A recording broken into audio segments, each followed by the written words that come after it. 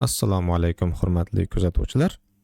O'tgan darsimizda boshlangan Qur'oni Karimdagi ba'zi o'rinlargagina xos bo'lgan maxsus qoidalar darsligini davom ettiramiz. Bugun ikkinchi qism. Bugun ham shunday qoidalardan 3 tasini o'rganamiz inshaalloh. Ulardan birinchisi Yusuf surasining 11-oyatida keladigan ta'manna so'ziga xos bo'lgan qoida. Bu so'z aslida ta'manuna so'zi bo'lib, Yusuf surasining 11-oyatida yozilgan ta'manna so'zidagi memdan so'ng kelayotgan doira ta'manuna so'zidagi nu qismini anglatadi. Ta'manuna so'zi 3 ta g'unnali va harakatli undoshning bir joyda kelib qolganiga misol bo'ladi. Bunday so'zlarni talaffuz qilish qiyin kechadi. Shuning uchun o'rtadagi ikkinchi nu degan qismdagi nun undoshini biz sukunli qilamiz. Natijada ta'manna so'zi hosil bo'ladi. Endi sukunli nundan so'ng harakatli nun kelgani uchun nunni nundagi idg'om qoidasi qo'llanilib ta'manna so'zi yasaladi va Yusuf surasining 11-oyatida ham xuddi shu aks etgan. O'rtadagi doira esa nimani anglatishini biz yuqorida aytgan bo'ldik. Bu o'rinda ikki xil o'qilish bor. Birinchisi ravm qoidasi. Ravmda so'zning asl holatini o'qiladi. Ta'manuna so'zini. Ammo o'rtadagi nu degan qismini tez va ovozni biroz sekinlatgan holatda aytiladi, tilga yengilroq bo'lishi uchun. Ya'ni ta'manuna ta'manuna singari. Ishmom qoidasida so'zni hozirgi yozilishi bo'yicha ta'manna deb aytiladi, ammo shaddali nunni g'unnasini cho'zish mobaynida labni ham oldinga cho'zib turamiz.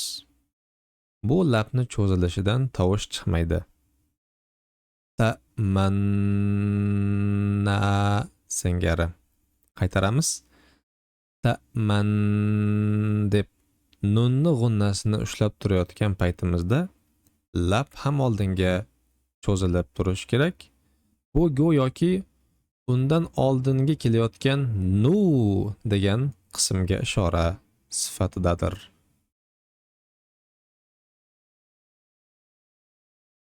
Qalu ya abana ma laka la ta'manna ala Yusuf.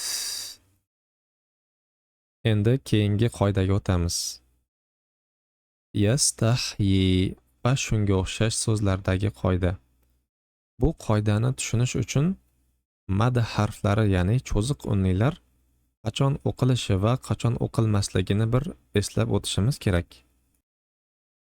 Qachoniki mad harfidan so'ng harakatli undosh keladigan bo'lsa, mad harfi talaffuz qilinadi. Yusabbihu lahu fiha. Lahu deb mad harfi bo'lgan vavni o'qiyapmiz. Undan so'ng harakatli harf kasrali fa kelayotgani uchun. Ammo mad harfidan so'ng sukunli harf kelsa, ya'ni vasl hamzasi kelsa, mad harfi talaffuzdan tushib qoladi qachoniki undan keyin kelayotgan so'zga vasl qilib o'qiydigan bo'lsak. Zul fadl. Zul deb o'qimaymiz. Yaftaril kazib. E'tibor beraylikki, mad harflari o'qiladimi, o'qilmaydimi, baribir yozuvda yoziladi. Endi yuqoridagi yastahyi so'ziga qaytaylik. Bu so'zda ham mad harfi bor.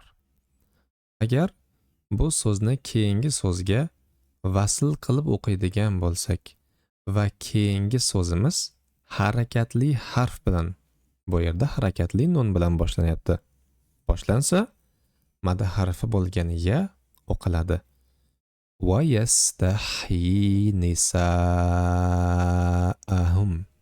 singari. Agar bu so'zda vaqf qiladigan bo'lsak, ham mad harfi bo'lgan ya o'qiladi. Va yastahyi singari. Endi keyingi mashqqa e'tibor beraylik. Bu yerda yastahyi so'ziga o'xshash bo'lgan yuhyi so'zi yozilgan. Mashqni vaslda o'qiymiz. Kazalika yuhyillahul mauta. Agar bu yerda vaqf qiladigan bo'lsak, kazalika yuhyi deb o'qiymiz. Ya'ni so'zning oxiriga mad harfini qo'yib o'qiymiz. Bu so'z aslida yuhyi degan so'z va oxirida mad harfi yozilgan. Ammo bu so'zdan so'ng sukunli harf keladigan bo'lsa, ya'ni mad harfiga tugayotgan so'zdan so'ng sukunli harf bilan boshlanuvchi so'z kelsa, mad harfi o'qilmaydi deb biz yuqorida ham aytdik. Shu qoida bo'yicha bu yerdagi madli ya ham o'qilmaydi. Ammo boshqa madli harflar bilan tugayotgan so'zlardan farqli ravishda yuhyi so'zidagi oxirdagi madliya talaffuz etilmayotgan paytida, ya'ni undan so'ng sukunli harf yoki vasl hamzasi kelayotgan paytida yozuvda ham yo'q, talaffuzda ham yo'q. Bunday so'zlar Qur'oni Karimning bir nechta o'rinlarida uchraydi. Hammasi bir-biriga o'xshab ketadi. Yuhyi, tuhyi va yuhyi, nuhyi singari. Demak, xulosa qilishimiz mumkinki, bu so'zlarning oxiridagi madliyalar ba'zida yozilmaydi. Ba'zida deyilganda shu so'zdan keyin kelayotgan so'z sukunli harf bilan boshlansa. Ammo yozuvda yozilmasa-da, o'sha so'zda vaqf qiladigan bo'lsak, yozuvda yo'q bo'lgan madliyani cho'zishimiz kerak. Endi 3-qoidamizga o'tamiz. Ahqof surasining 4-oyatida keladigan qoida. Bunga o'xshash qoidalar boshqa o'rinlarda ham keladi. E'tibor bersak, so'zimiz vasl hamzasi bilan boshlanyapti va undan so'ng sukunli qat'iy hamza kelyapti. Hamzadan so'ng sukunli qat'iy hamzani talaffuz qilish tilga biroz og'irroq bo'lgani uchun sukunli qat'iy hamzamiz o'zidan oldingi vasl hamzaning harakatiga mos bo'lgan mad harfiga aylanib ketadi. Buni biz badal mad ham deymiz. Xullas, bu yerdagi qat'iy hamza madli yaga aylanib ketadi. O'zidan oldin kasra o'qilayotgani uchun tuni emas, balki tuni deb o'qiladi. Bu qoida faqatgina ibtidoga xos, ya'ni talaffuzni shu so'zdan boshlaydigan bo'lsakkina qoidani ishlatamiz. Ammo bu so'zdan oldin kelayotgan jumlani bu so'zga vasl qilib bog'lab o'qiydigan bo'lsak, qoidani ishlatmaymiz va qanday yozilgan bo'lsa shunday o'qiymiz. Bis-samawati tuni singari. Tuni deb qoidani ishlatib yubormaymiz. Bugunchalik hozircha shular. Keyingi darsimizda ko'rishguncha xayr.